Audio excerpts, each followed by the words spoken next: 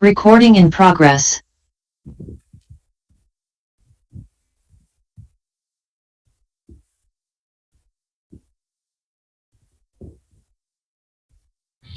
Okay, if I say, research here is a verb. So after to research, we need a noun, but we can use research as a noun as well. Example is if you say, I presented my research on the Aztec civilization. So if you note this sentence, someone can say, if anyone wants to make a note, please make a note. I presented my research. So here research is used as a noun. I presented my research on. So because it is a noun, then we need a preposition on something. And you can say, I presented my research on the Aztec civilization.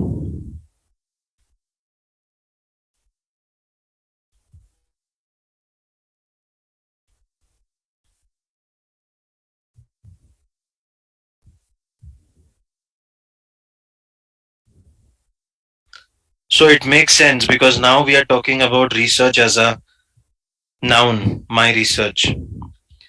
And when we use research as a noun, there is a requirement of a preposition which connects the two nouns, research and Aztec civilization.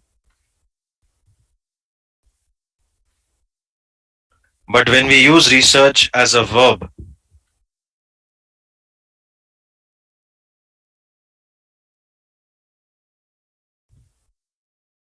like here, somebody has taken a sabbatical to research. So here we are using research to research as a verb. And when we use to research as a verb, there is no requirement of any preposition. We will directly use the noun. Like I went to graduate school to research genetics. You can write that. I went to graduate school to research genetics. That's used as a verb. I went to graduate school.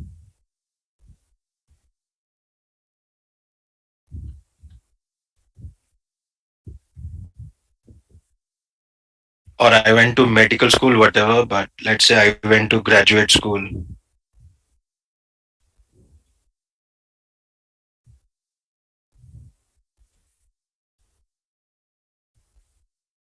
to research genetics. And here you can see we have written to research. So that's a verb, and then we directly need the noun genetics. So it can be used as a noun, it can be used as a verb, and this is what we have to be careful how the sentence is using the word research. In the present question, we are using research as a verb to research. So there is no requirement of these prepositions.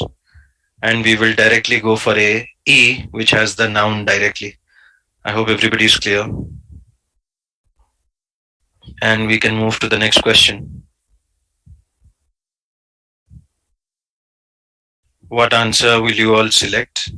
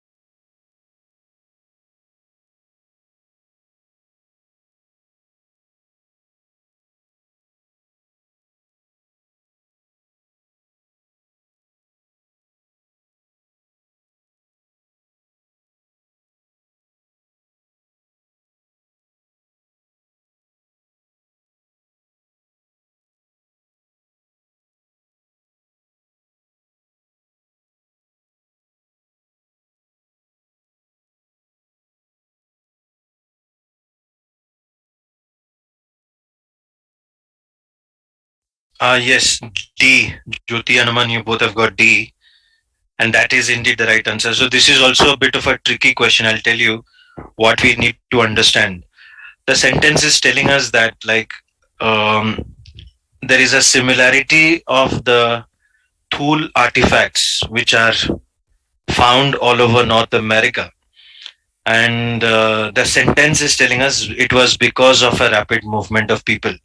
So that meaning is wrong because, see, you can say the remarkable similarity of Thule artifacts throughout a vast region can be explained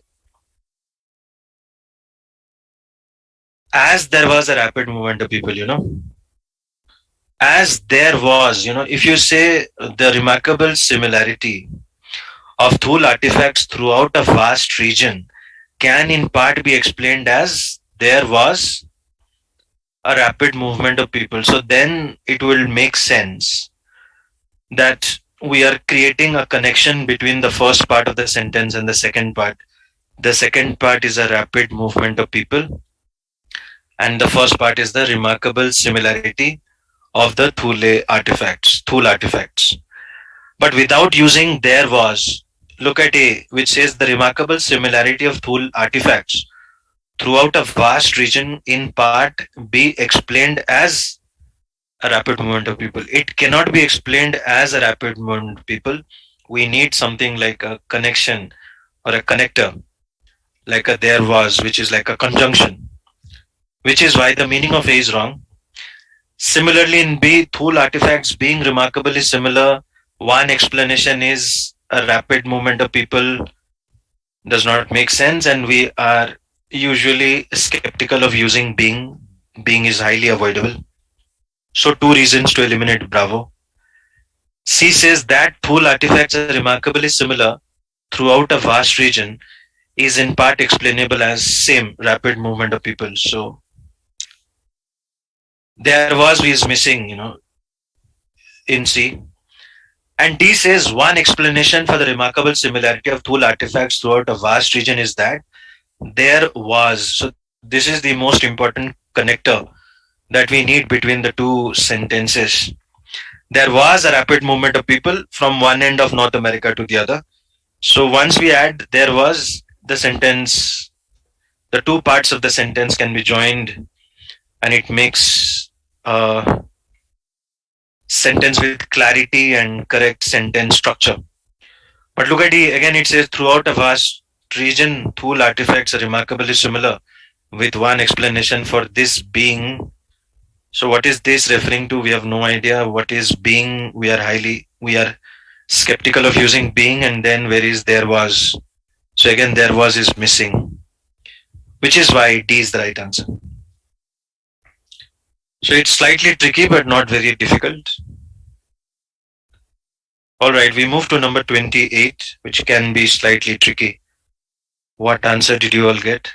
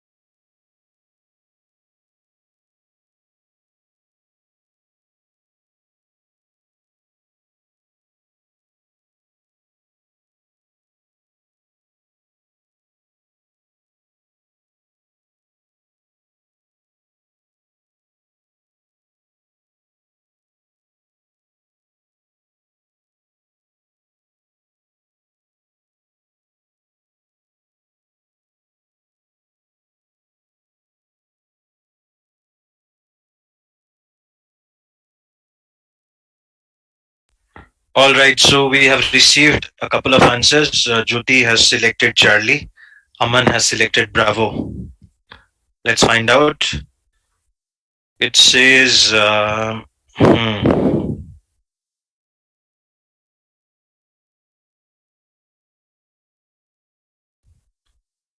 the first thing is we need accounted because we are talking the past tense, not accounts. Accounts would not be the right tense, or accounting.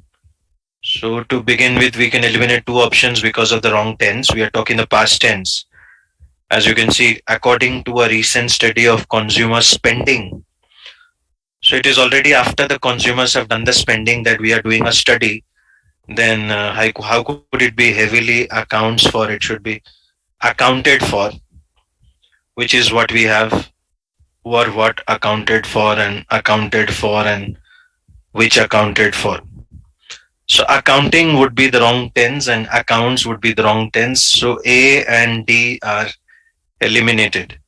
Now we will be down to B, C, and E. B says were what accounted for almost half of the 20.8 billion increase in drug spending last year. And then it says the remainder of the increase coming from sales of the remaining medicines. C says heavily accounted for almost half of the $20.8 billion increase in drug spending last year.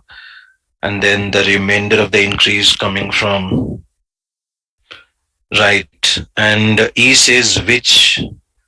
So now the point is, why do we need a which accounted for, which would refer to the heavily part, which accounted for almost half of the 20.8 billion increase in drug spending last year, with the remainder of it. And another reason, what is it referring to and why do we need a which? So we can now eliminate E. Our answer will be down to either B or C. So if we put a semicolon, the remainder of the increase would make it without a subject, because when we have a semicolon we need a subject. And if you say directly the remainder of the increase, the remainder of the increase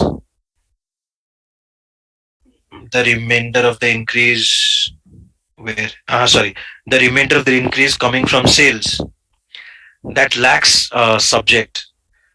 And when we put a semicolon, at least it should have a subject after the semicolon. But option C is correct, because after a comma we can join like a dependent clause to an independent clause, so it would not be wrong.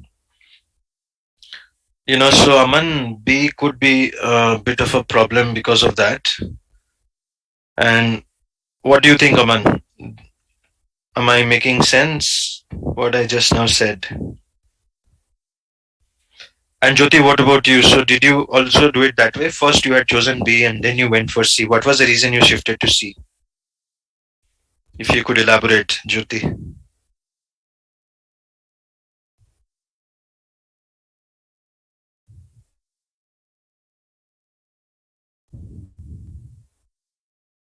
You can type if you cannot use the mic. Jyoti, why did you go for C and what is wrong in B?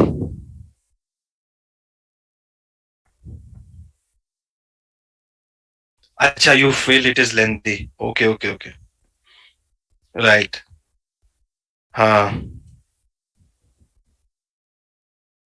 Yeah, the word what is making it lengthy, isn't it? Very good. I will give you points for that. Someone please remember, and everybody, Sandeep and Tushita, the word what is making it lengthy. But most importantly, if we have a semicolon, the two sides of a semicolon should have a subject and a verb and an object, right? So if you go with the semicolon principle here, like here we have a semicolon, then there isn't any subject to begin with. You cannot directly say the remainder of the increase coming from. That doesn't sound like a complete sentence. It is not an independent clause. And because this part is not an independent clause, so we cannot join it by a semicolon.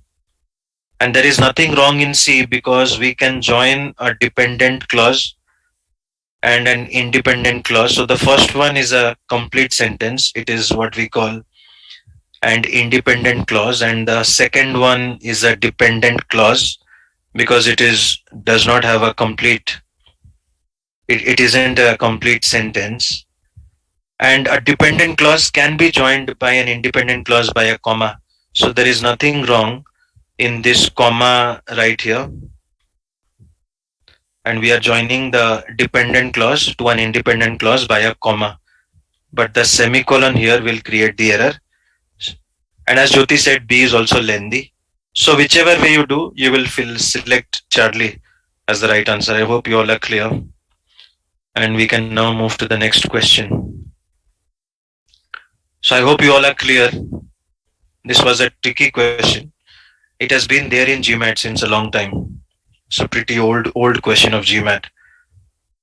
Yes, now we will solve 29. All of you try.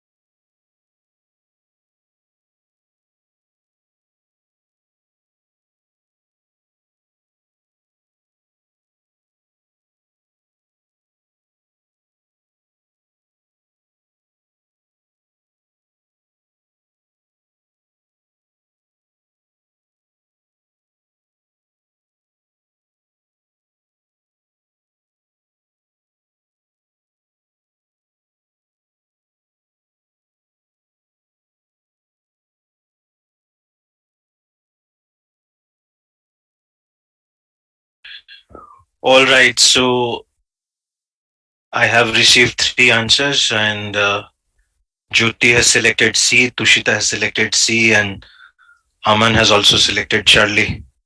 Let's find out if Charlie is the right answer. To begin with, we have Yeah, a parallelism mismatch in the last words. If you see, it says brightened, and then there is a and after that there is knocking. So that isn't parallel, and also is also a redundant pair. So two reasons to eliminate A. Let's go to B. Same and also is a redundant pair. Plus, what is the reference to it? It brightened. We have no idea. It is always highly avoidable. So we eliminate the B because of two errors. C says brightening and knocking. So it's parallel. Nothing wrong here. And there is no it. So far C looks fine. But let us look at D. And again we find the it, which is highly avoidable because we do not write it unnecessarily if it does not refer to anything and we don't have any reference for it. Otherwise, the brightened and knocked is fine, but the it is not fine. And the same problem in E, again, the it plus the brightening and knocked is not parallel.